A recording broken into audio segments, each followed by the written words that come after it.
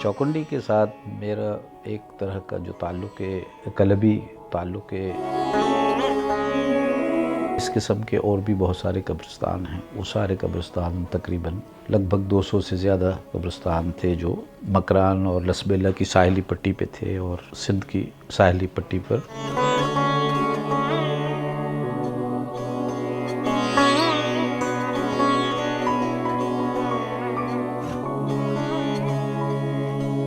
पाकिस्तान की तारीख़, सिंध की तारीख़ और इस ख़ित्ते की तारीख़ का एक इस्तिआरा और हवाला है और उसका नाम है चौकुंडी।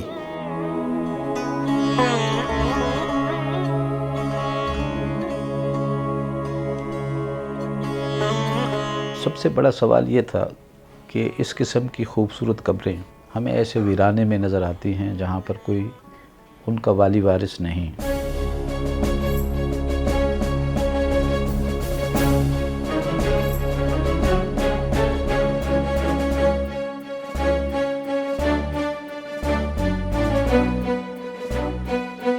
कब्रिस्तान जो होते हैं ये सिर्फ़ उन क़ब्रों के हवाले से याद नहीं रखे जाते कि जो वहाँ हैं और उन क़ब्रों में उस वक्त के मुक़्तदर लोग या आम लोग आज अबदी नींद सो रहे हैं।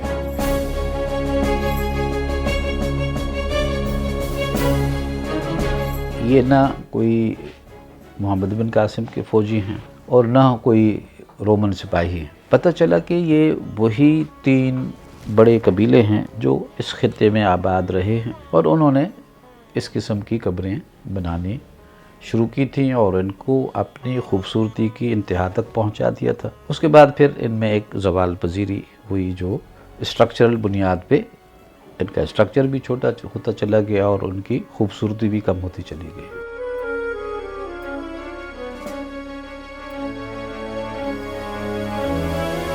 इन कब्रों को जिस खूबसूरती से आराइश के साथ पेश किया गया है और सनाकारी सनतकारी उस वक्त की वो सामने आ रही है, वो भी इन कब्रिस्तानों के ताल्लुक़ से हमारी तारीख़ का हिस्सा बनता है। दिल्ली के हुक्मरानों को इस खित्ते पे कब्ज़ा करने नहीं दिया। अब आप देखेंगे कि जहाँ जहाँ चौकुंडी टाइप की जो मिसनामर इस्तेमाल कर रहे हैं कि भाई उस किस्म की कब्रें, तो जो इस किस्म की तराश खराश वाली कब्रें हैं जहाँ पर बाज़ाब्ता कोई हुकूमत नहीं रही।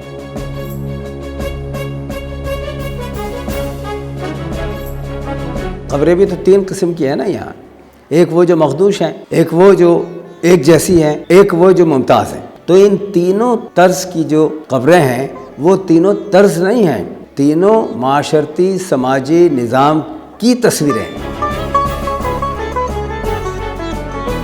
एक कबीले के आदमी अगर कब्र बनाता था और वो 7 फीट ऊंची थी तो मुकाबिल कबीले वाले ने जब बनानी थी तो उसने उसको 8 फीट कर दिया। यही वजह है कि हमें यहाँ पर 14-14 फुट ऊंची कब्रें भी मिल रही हैं।